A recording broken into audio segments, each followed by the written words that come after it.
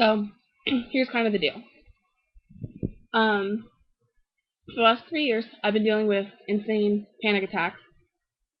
About 2 years ago now, 1 year ago, 2 years ago, I don't know. 2 years ago, I was diagnosed with panic disorder and agoraphobia. I quit my job, lost all my friends. I literally barely left my house for months and years, actually, to be honest, years.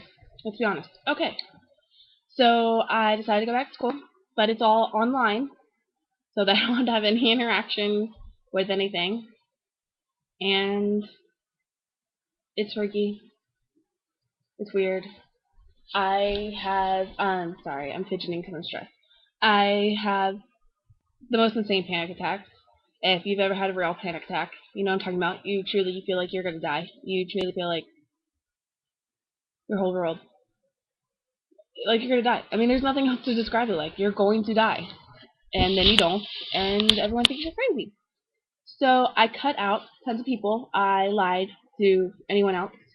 I hid this as much as I could originally, but finally have been pretty blunt, honest about it to certain people. Of course, my immediate family knew all about it, but most of my family didn't.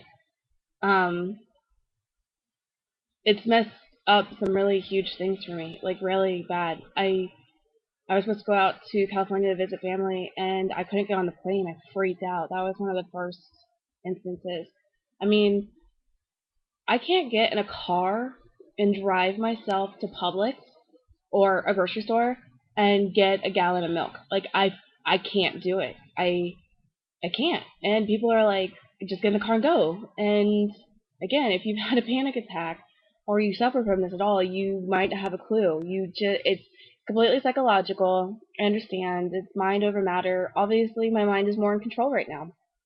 So, I was seeing a psychologist who was helping me, but that costs a lot of money. And when you have to quit your job over this, you don't have the money to pay for it. So I haven't been seeing him anymore. But it's a new year. I'm I'm trying and doing little things. One of the other things that's been really hard, I think, getting over it is in the last 3 years, I gained 70 pounds in 3 years. One of my ways with dealing with it was by eating, and I think a lot of people who are overweight are emotional eaters. Not everyone, I guess, but I'm sure a lot of us are.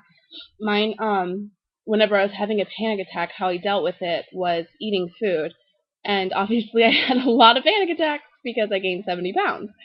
So I think that's really hard too, is because when I think I have enough nerve to go out in public, I can't find clothes that fit me, that I own, and I don't feel confident or comfortable with how I look. I have six chins, and like I'm just really uncomfortable, and that adds a whole nother level of anxiety that makes it almost impossible to do anything about. So I have started working out at home, of course, because I can't go anywhere, and um, I have been getting my eating under control a little bit more. It's not perfect, but it's a little bit better. And I have a really awesome cousin who's trying to help me get through things. And today, or actually last Wednesday, today's Monday, last Wednesday, I got my first haircut in 3 years. Well, not technically. My aunt had trimmed my hair, but it was the first time I got my hair cut at a place in 3 years. My cousin and I totally just burped, excuse me. My cousin and I went to the mall, and it was very spur of the moment. I was just feeling kind of confident. I ended up freaking out in the chair. I mean, and I feel like I have fire running through my body. It's bad.